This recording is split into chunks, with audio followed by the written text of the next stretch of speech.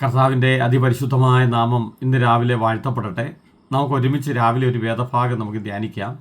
വിശുദ്ധ യോഹന്നാൻ എഴുതിയ സുവിശേഷം 4-ാം അധ്യായം അതിൻ്റെ 14-ാമത്തെ തിരുവചനം. അവിടെ നമ്മൾ ഇങ്ങനെയാണ് വായിച്ച് കേൾക്കുന്നത്: ഞാൻ കൊടുക്കുന്ന വെള്ളം കുടിക്കുന്നവന് ഒരു നാളും ദാഹിക്കുകയില്ല. ഞാൻ കൊടുക്കുന്ന വെള്ളം അവനിൽ നിത്യജീവങ്കിലേക്ക് പൊങ്ങി വരുന്ന നീരുറവയായിത്തീരും എന്ന് ഉത്തരം പറഞ്ഞു. പ്രിയമുള്ളവരെ, ശമരിയ സ്ത്രീയുമായി കർത്താവ് സംസാരിക്കുമ്പോൾ കർത്താവ് പറയാണ്, ഞാൻ കൊടുക്കുന്ന വെള്ളം കുടിക്കുന്നവന് ഒരു നാളും ദാഹിക്കുകയില്ല. പ്രിയമുള്ളവരെ, ഈ ലോകത്ത് നമ്മൾ ഒത്തിരി വെള്ളം കുടിച്ചതാണ്.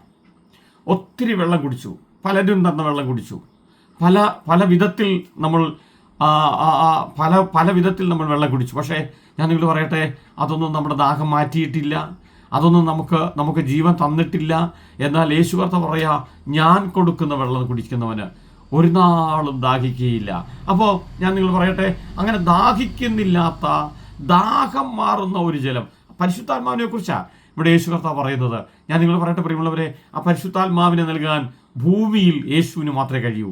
യേശു കർത്താവാണ് പരിശുദ്ധാത്മാവിന് നൽകുന്നത്. അങ്ങനെയാണെങ്കിൽ ഇന്ന് രാവിലെ നമുക്ക് ആഗ്രഹിക്കാം, ആ പരിശുദ്ധാത്മാവിനെ നമുക്കൊന്ന് അനുഭവമാക്കാം. നമ്മുടെ ജീവിതത്തിലേക്ക് പരിശുദ്ധാത്മാവിനെ ക്ഷണിക്കാം. നമ്മൾ പരിശുദ്ധാത്മാവിനെ നടത്തപ്പെടുന്നവരായി തീരാൻ നമ്മൾ ദൈവകരങ്ങളിൽ ഏൽപ്പിച്ചു കൊടുക്കാം. വിശുദ്ധ വേദപുസ്തകത്തിൽ നമ്മൾ ഇങ്ങനെയാണ് വായിക്കുന്നത്: പരിശുദ്ധാത്മാവിനാൽ നടത്തപ്പെടുന്നവർ ദൈവമക്കളാകുന്നു. ആരാണ് ദൈവമക്കൾ? പരിശുദ്ധാത്മാവിനാൽ നടത്തപ്പെടുന്നവർ. ഏതെങ്കിലും ഒരു സഭയുടെ ഭാഗമായി തീരുന്നത് കൊണ്ടോ, ഏതെങ്കിലും ഒരു സമുദായത്തിൻ്റെ ഭാഗമായി തീരുന്നത് കൊണ്ടോ നമ്മൾ ദൈവത്തിൻ്റെ മക്കളായി തീരുന്നില്ല. നമ്മൾ ദൈവത്തിൻ്റെ മക്കളായി തീരുന്നത് പരിശുദ്ധാത്മാവിനാൽ നടത്തപ്പെടുമ്പോഴാണ്. യേശു പറയുന്നു, ഞാൻ കൊടുക്കുന്ന വെള്ളം കുടിക്കുന്നവന് ഒരു നാളും ജീവിക്കുകയില്ല. ഞാൻ കൊടുക്കുന്ന വെള്ളം നിത്യജീവങ്കിലേക്ക് പൊങ്ങി വരുന്ന നീരുറവയായി തീരും. ആ പരിശുദ്ധാത്മാവ് നാം പ്രാപിച്ചാൽ, ആ പരിശുദ്ധാത്മാവിൻ്റെ അഭിഷേകം നമ്മൾ പ്രാപിച്ചവരാണെങ്കിൽ നമ്മുടെ അകത്ത് നിത്യജീവൻ ഉണ്ടാകും.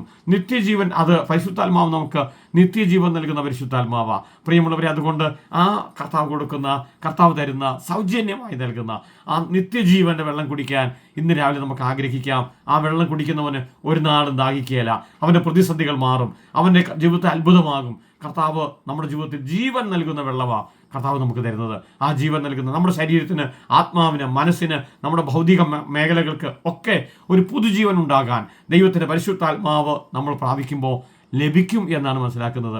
അതിനായി നമുക്ക് ദൈവകരങ്ങളിൽ ഏൽപ്പിക്കാം, കണ്ണുകളടയ്ക്കാം, പ്രാർത്ഥിക്കാം. ഞങ്ങളുടെ പ്രിയ പിതാവേ, കർത്താവ് തരുന്ന ആ വെള്ളം, ആ പരിശുദ്ധാത്മാവിനെ പ്രാപിക്കാൻ കർത്താവ് ഞങ്ങളെ സഹായിക്കണം.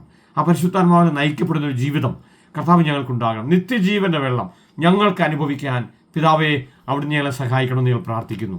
കർത്താവ് അങ്ങനെ ചെയ്യുന്നതുകൊണ്ട് ഞങ്ങൾ നന്ദി പറയുന്നു, യേശുവിൻ്റെ നാമത്തിൽ തന്നെ, ആമേൻ. പ്രിയമുള്ളവരെ, ഇന്ന് പകൽ നമ്മൾ ആ പരിശുദ്ധാത്മാവിനാൽ നയിക്കപ്പെടുന്നവരായി തീരാൻ, കർത്താവിൽ നൽകുന്ന വെള്ളം കുടിക്കുന്നവരായി ജീവിക്കാൻ കർത്താവ് നമ്മളെല്ലാം സഹായിക്കട്ടെ. നമ്മുടെ ജീവിതം പരിശുദ്ധാത്മാവിൽ നിറഞ്ഞ ജീവിതമായി തീരാൻ നമുക്ക് ദൈവകരങ്ങളിൽ ഏൽപ്പിച്ചു കൊടുക്കാം.